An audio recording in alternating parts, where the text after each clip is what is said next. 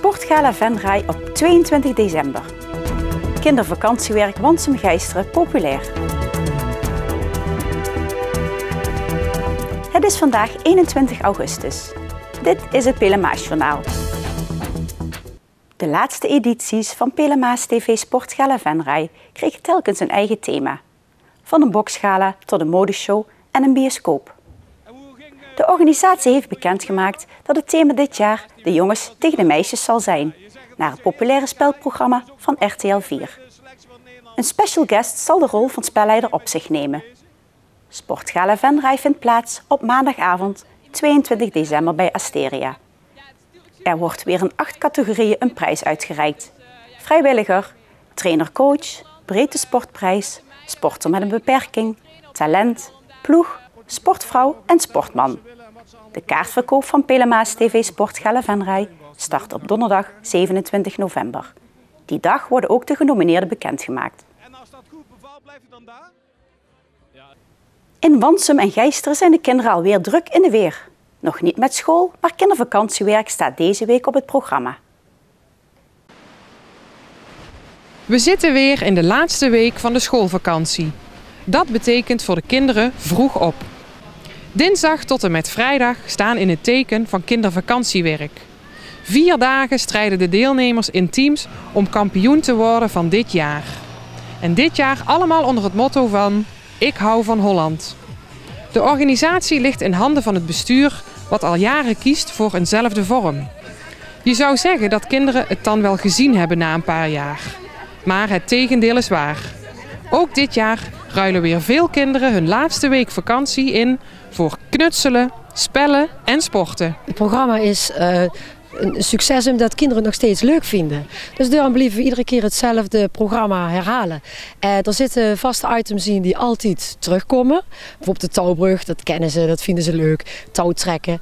Maar het werd wel iedere keer in een ander jesje gegoten. Dus ja, het is gewoon een leuke formule. Kinderen vinden het nog steeds leuk. Ze kunnen met zand spelen, met water, het is buiten. En ja, dat spreekt kinderen aan. Hoeveel kinderen doen er mee dit jaar? Dit jaar hebben we 137 kinderen die meedoen, van Wansum en van Geisteren. En is het moeilijk om dan ook aan leiding en aan hulp te komen voor die week? Over het algemeen valt dat mee. De groepsleiding is soms wat moeilijker. Want dit jaar hadden we voor 11 groepen leiding en we hadden er liever voor 12 gehad. Dus hebben we nou gekozen voor iets grotere groepen van 10 groepen dan, van iets grotere. En losse hulp hebben we altijd heel veel. Dus die komen helpen op dinsdag en woensdag en donderdag. Dat, op zich hebben we er heel veel, een dikke 80 denk ik wel. Op dinsdag bouwen de deelnemers hutten en werken ze hard aan hun teamvlag. Elk jaar staat kindervakantiewerk Wansum-Geisteren in het teken van een thema. Nou, daar kunnen we alles mooi omheen bouwen. Dit jaar hebben we het thema Ik hou van Holland. En de spellen zien er ook op aangepast. Dus we hebben bijvoorbeeld kiers moeten ze wegsjouwen, net zoals in Alkmaar. Of we schilderen molens en de hutten die we bouwen, die zien ook in het thema. Als we het thema middeleeuwen hebben, dan kunnen ze kastelen bouwen. En afhankelijk van wat we hebben, kunnen de kinderen er dan met fruit. En hoe bedenken jullie die thema's? Nou, dat is soms best moeilijk, want iedereen heeft er een ander idee over. We zitten met het bestuur bij elkaar en we kijken wat gebeurt er op de televisie, wat gebeurt er om ons heen, wat gebeurt er op school, wat zijn dingen die kinderen aanspreken. En op die manier overleggen we. En dan proberen we tot overeenstemming te komen en dan beslissen we. Ja. En proberen jullie met zo'n thema ook nog iets over te brengen op de kinderen? Op zich is dat niet als doelstelling. We willen gewoon dat de kinderen lol hebben en een leuke werk hebben. Maar als ze wat opstijgen, is natuurlijk mooi metgenomen. Want dit jaar hebben we dan een hondenshow gezien. Met een pakwerker, met een politiehond. Andere jaar kunnen ze bijvoorbeeld kijken van hoe werkt de spinnenwiel met de middeleeuwen. We hebben ook eens gehad bij 112 van een demonstratie van de brandweer de vlam in het pannetje. Dus ja, ze kunnen er wel wat van leren en dat is natuurlijk leuk metgenomen. Dit draagt er zeker aan bij dat je, als je de basisschool achter je hebt gelaten, het zeker leuk blijft om toch mee te blijven doen. Het is eigenlijk allemaal begonnen toen pap bij het bestuur ging en mam met keukenhulp. Ikzelf en mijn broer William zijn toen begonnen als KVW-kids.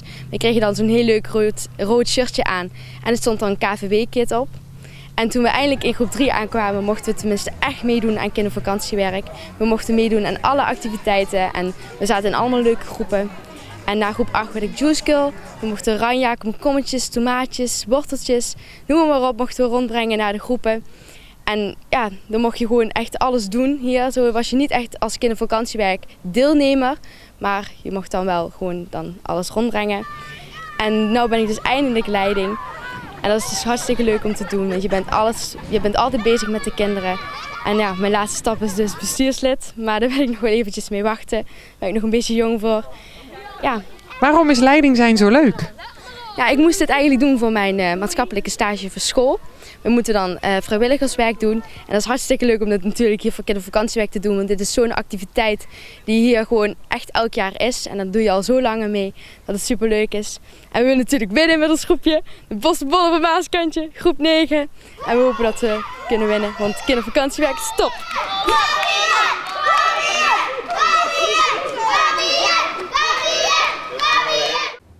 Tot zover dit Pelemaasjournaal. Tips kunt u mailen naar de redactie. Deze uitzending wordt herhaald tot en met vrijdag 6 uur 's avonds. Volgende week is er weer een nieuw journaal. Weer of geen weer, bij ons is het altijd vakantieweer. Vrijdag overdag is er in het algemeen veel bewolking. Af en toe valt er een regen of zijn er onweersbuien mogelijk. De middagtemperatuur loopt op naar een graad of 18. De zuidwestelijke wind is matig.